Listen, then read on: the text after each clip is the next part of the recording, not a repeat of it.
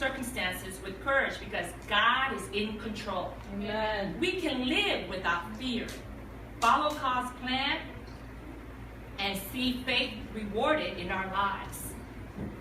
Let's refer back to Moses' mom. Moses' mother was a Hebrew of the tribe of Levi. At this time, the Israelites had likely been slaves for over 100 years. Moses' parents were slaves when they married both parents, right? So think of being a slave back in those days. Probably didn't have no house of their own. Probably didn't even have the time to do things they wanted to do on their own.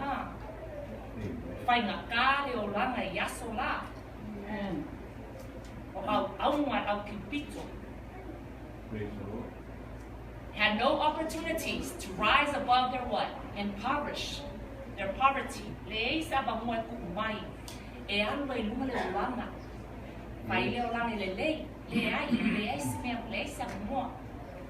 But Moses' mother had no social standing in life, no fine clothes for herself or her family. She either worked in the fields or the brickyards or as a house servant for a wealthy Egyptian. God was able to use this humble mother, enslaved woman beyond all imagination. She would give birth to one of the greatest men who ever lived. What does matter to God? What does not matter to God is your past or my past, our present, our social standing, our position, our education, rank, achievement, finances, heritage, or possessions, or our appearance. If we will just do as Moses' mother did, believe God, trust God, follow God,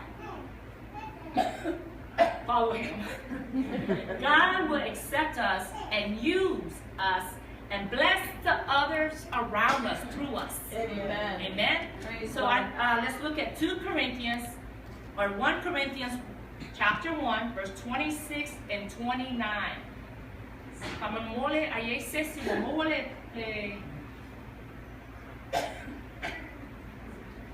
The Tusilea. Paman mole, kay may pasamo, paman mole. Muamur Cornito,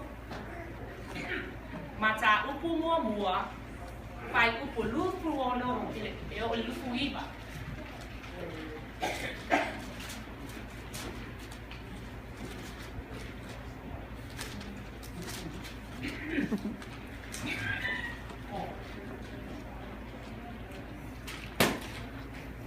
Samoan Bible, please. Awawo to ilolo oto balawina. Leao soy. Leto teleroe poto ilatino. Leto telefone. Leto teleri. Ai petai fifiria e sua meva dea alinabulangi. Inaia pama ina e poto.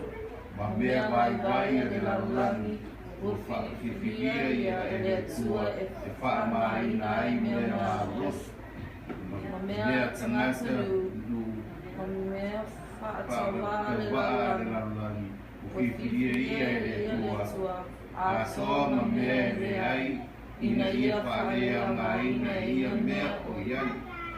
Ina nei ki tamika se tangata e kotasi iona ruma. 1 Corinthians chapter 2, verse 26-29. Someone read it in English, please.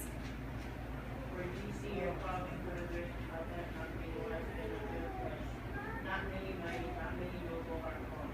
But God hath chosen the foolish things of the world to become the wise, and God hath chosen the weak things of the world to become the things which are mighty. And these things of the world, and things which are despised, hath God chosen, yea, and things which are not, bring to not, but things that are, that no flesh should glory in them. Amen. So God can use you regardless of your circumstances. God can use me regardless of my circumstances. Amen. Just as Moses' mother was used regardless of her circumstances. Yes, so God is still active in our lives yes, to make His way way through our hearts to bring glory to Him. We can be courageous in life because God is in control. Amen. Let's refer back to Moses. Moses' mother was courageous and righteous. Moses was the third child. Miriam, Moses' sister, was a young lady when Moses was born. Exodus 7, verse 7 tells us that Aaron was 3 years older than Moses. Pharaoh had commanded that all male children be thrown in the river. Amen. O Father, O Pharaoh, Palau. Timanga o e pasioki uma kameki tama. Aisea, olanga fear. Olanga fear, olanga fefe ngei ea. Ngei pai e Israel elu ma tangata tele. Or too much for him to handle. Amen. So, we can say that, let's try to imagine what it must have been like for Moses' parents when they discovered the mother was pregnant. Concerns, anxiety, uncertainty. What would happen if it's a boy? Because a girl would not have to be thrown in the river, but